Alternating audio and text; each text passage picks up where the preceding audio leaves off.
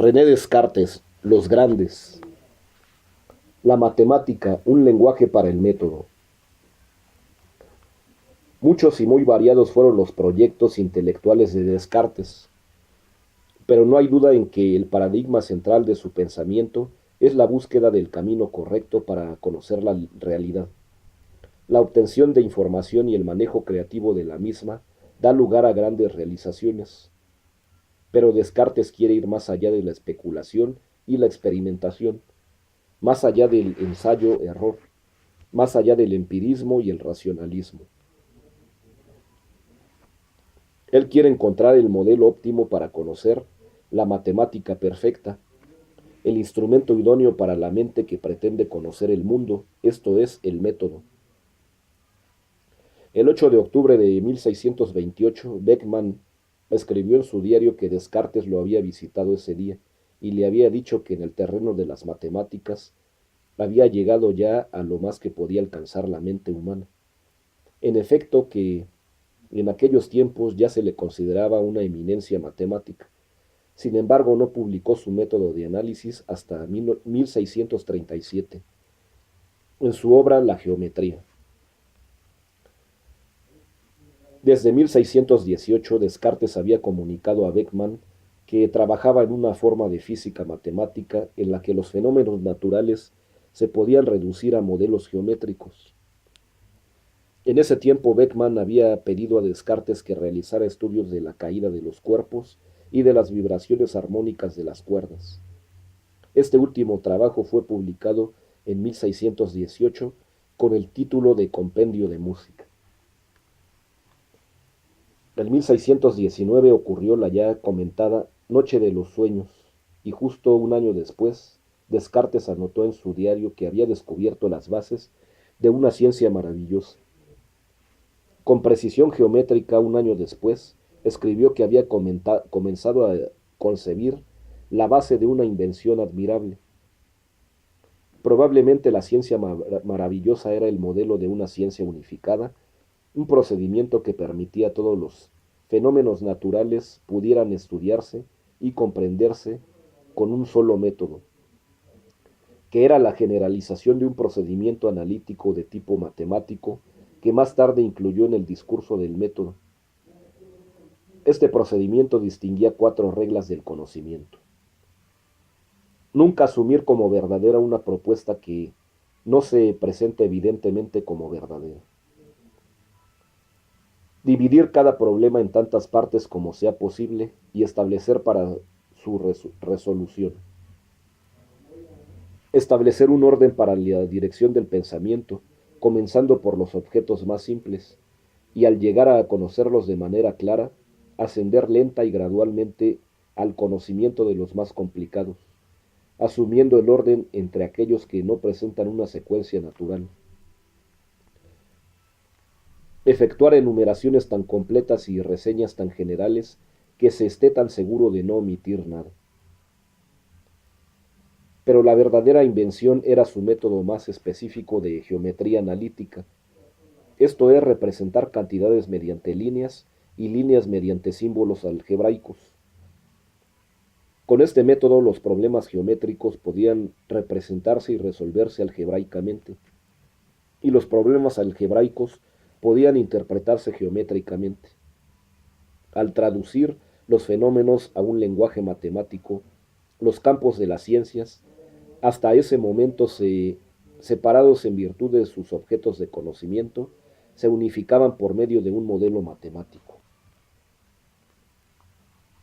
Descartes elaboró esta teoría entre los 23 y 24 años, y en esos momentos ya había llegado tan lejos como le era posible, según sus propias palabras, con lo que daba por terminada la fase creativa de su filosofía, y comenzó una base de maduración de la propia teoría, sobre todo en cuanto a su aplicación en las ciencias naturales.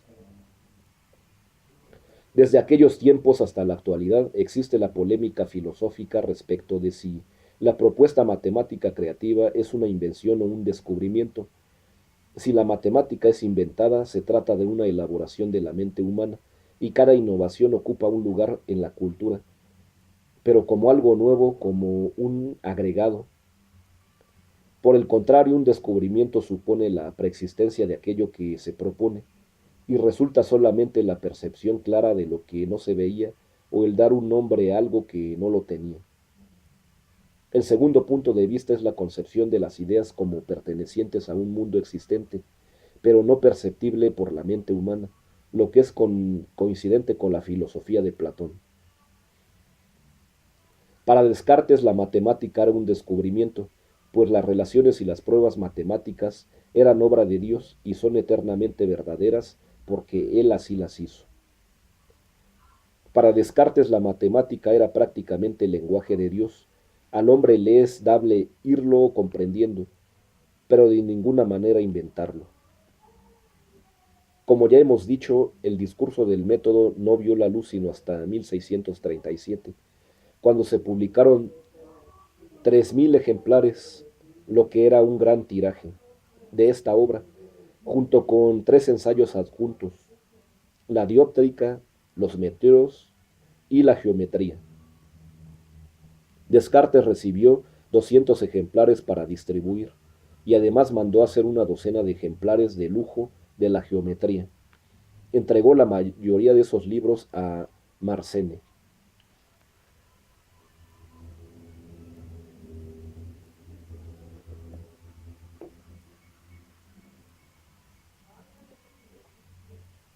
La princesa Isabel de Bohemia. En octubre de 1642, Alphonse de Polot, amigo de Descartes en la corte de La Haya, le escribió acerca de la princesa Isabel, quien en aquellos momentos contaba con 23 años. En 1635, cuando la princesa tenía 17 años, el rey Ladislao IV de Polonia había pedido su mano, pero él era católico y ella protestante, por lo que el matrimonio no se realizó. Ahora vivía en La Haya con su madre, 4 hermanos varones y 3 hermanas. En su carta, Pollock decía a Descartes que la princesa había leído sus obras, discurso, ensayos y meditaciones, habiendo quedado gratamente impresionada por lo que tenía deseos de conocerlo. El 6 de octubre de 1642, Descartes respondió a Pollock que le agradaría conversar con la princesa.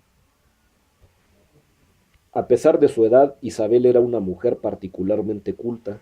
Hablaba inglés, francés, alemán, flamenco e italiano.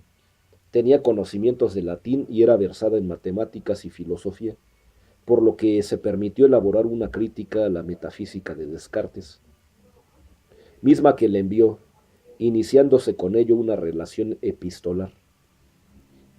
En su metafísica, Descartes sostenía que sólo hay 2 sustancias en el mundo, mentes y cuerpos. Cada una de esas sustancias es capaz de subsistir a solas, la una independiente de la otra. La esencia de la mente era el pensamiento activo, infinito. La esencia del cuerpo era la actitud irreflexiva y pasiva.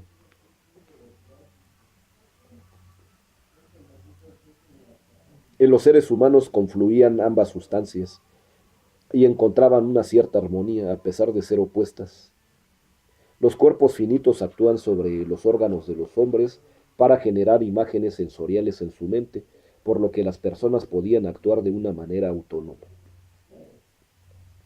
A lo anterior responde Isabel con el siguiente cuestionamiento: si las naturalezas del cuerpo y la mente eran opuestas, ¿cómo lograban interactuar? ¿Cómo conseguía un cuerpo finito e inactivo actuar sobre una mente infinita? Y a la inversa, ¿cómo lograba una mente infinita actuar sobre un cuerpo finito? Los cuerpos se movían chocando y recibiendo empujones, pero las mentes no podían conducirse de esa manera.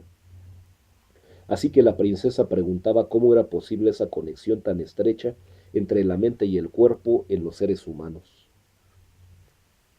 Descartes se declaró incapaz de fundamentar fenoménicamente la resolución de ese problema, y su respuesta fue que así era porque las personas experimentaban esa unión como real y porque coincidía con la voluntad de Dios. Por supuesto, esta respuesta no satisfizo a la princesa y volvió a plantear el problema en su carta del 16 de mayo de 1643, en la que lamentaba el no haberse reunido con Descartes, cuando él había estado en La Haya, lo que había ocurrido recientemente. Descartes responde lo siguiente: el favor con que vuestra Alteza me honra en enviarme vuestras órdenes por escrito es mayor del que yo osaría esperar, y en cierto sentido es mejor que lo que yo deseaba apasionadamente, que era recibirla de vos en persona.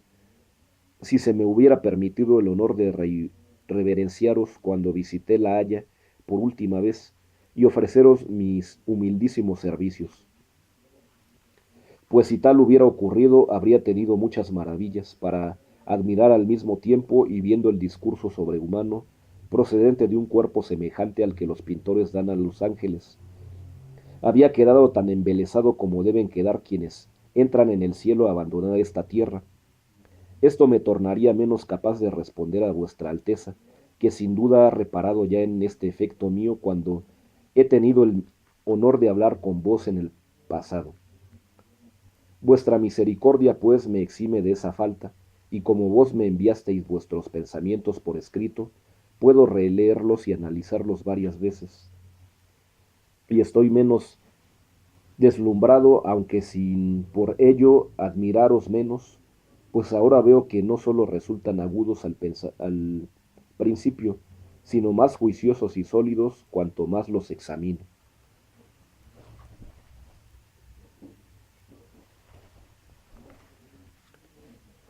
Como se puede ver, la postura de Descartes frente a la joven hermosa y noble no puede ajustarse a los patrones de la conversación intelectual, a pesar de que la dama da muestras de cultura y agudeza en sus relaciones con la princesa. El filósofo mantendrá siempre una actitud obsequiosa y galante al principio, y más tarde completamente paternalista.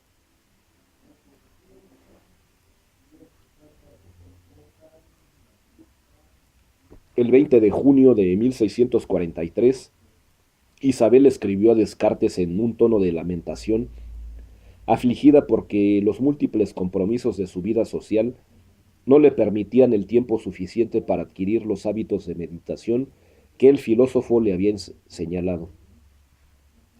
Descartes le responde: yo no paso más que unas horas y por día sumido en pensamientos que ocupan la imaginación y pocas horas por año en aquellos que ocupan solo el intelecto, dedicando todo el resto del tiempo a la relajación de mis sentidos y el reposo de mi mente. Por lo visto, la vida cortesana era excesivamente demandante para la princesa, por lo que había caído en un estado de ansiedad que le producía largos periodos de melancolía. Descartes le recomienda que procure tener pensamientos alegres durante tiempos prolongados, lo que le produciría una íntima sensación de felicidad. En una carta del 1 de septiembre de 1645, él sostiene que había logrado erradicar las pesadillas, porque se había habituado a ahuyentar los pensamientos tristes. Y en otra carta le indica que no se debe permitir que los problemas que nos llegan desde fuera, por graves que sea, entren en la mente, más que la tristeza causada por los actores cuando representan acciones muy penosas frente a nosotros. Era común en Descartes el uso de metáforas teatrales. Él podría considerarse uno de los precursores de las teorías modernas de la personalidad, que observan la conducta humana como juego de roles, como si la vida no fuese del todo seria y existiera una parte lúdica que podía ser asumida con toda naturalidad. Tal vez Descartes se vivía como un ser auténtico solamente desde la posición del filósofo profundo y manejaba su cotidianidad como una especie de ficción. En estas condiciones es válido plantear la posibilidad de elegir los pensamientos y darles el tono alegre que se indica, pero lo más probable es que la princesa viviera su cotidianidad como algo real, por lo que el manejo teatral de su vida no era aceptable. En otra de sus cartas, Descartes se coloca en la posición de padre severo, aunque tierno y comprensivo. Si vuestra Alteza no tuviera en cuenta los motivos por los cuales ha tenido más ocio para cultivar su razón, que la mayoría de las personas de su edad, y si también tuviera en consideración cuánto más que otros ha sacado partido de ello, estoy seguro de que se sentiría dichosa, y no veo por qué, al compararse con ellas, no debería sentir gran satisfacción en vez de lamentarse.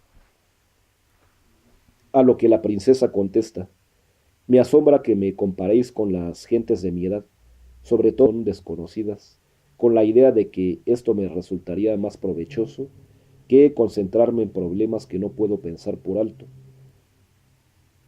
y que si he tenido más ventajas para cultivar mi razón que otras, el conocer lo que han hecho otras no me ayudará a saber si he sacado más provecho al cultivar mi razón, y no me cabe duda de que si tuviera el tiempo que mi cuerpo requiere para relajarse, estaría más avanzada de lo que estoy.